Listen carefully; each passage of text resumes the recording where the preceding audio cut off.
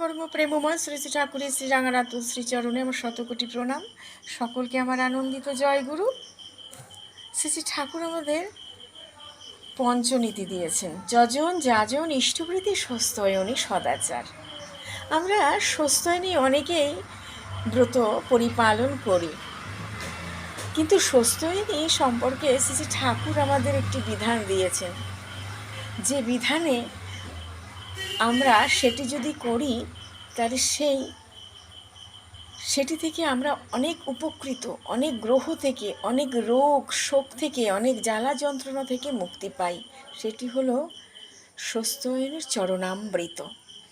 স্বস্ত্যয়নের চরণামৃত আমরা করব কি করে, সেই বিধান কি করে পরিপালন করব, শ্রী শ্রী ঠাকুর সুন্দরভাবে আমাদের বলে দিয়েছেন। বলেছেন, যখন আমরা ইষ্টভৃতি করতে বসি তার আগে একটি ছোট্ট ঘটে, সেটি পেতলের ঘট হতে পারে বা তামার ঘটও হতে পারে, ঢাকনা সমেত সেটি তুলসী পাতা জল দিয়ে তার উপর ফুল আর অর্ঘ্য দিয়ে আমরা ইষ্টভৃতি করার পর স্বস্ত্যয়নী ব্রত যখন হাতে নেব, তখন ওই ঘট, ফুল আর অর্ঘ্য নিয়ে স্বস্ত্যয়নীর মহান মন্ত্র আমরা ঠাকুরকে যখন নিবেদন করব, সেই মন্ত্র পাঠ করে আমরা তার নাম জপ করে, সেই বীজ নাম জপ করে আমরা ঠাকুরকে নিবেদন করব সেই স্বস্ত্যয়নীর চরণামৃত।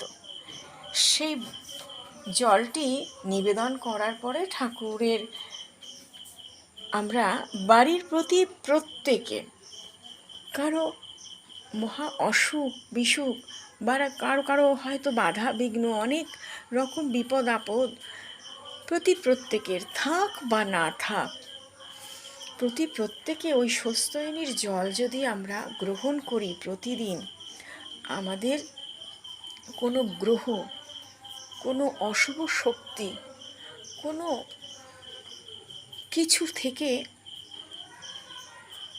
আমাদের টাচ করতে পারবে না। আমাদের সেই অশুভ শক্তি আমাদের কাছে ঘেঁষতে পারবে না, বা কারো কুনজর আমাদের ওপর পড়তে পারবে না, সংসারের প্রতি বা সকলের প্রতি।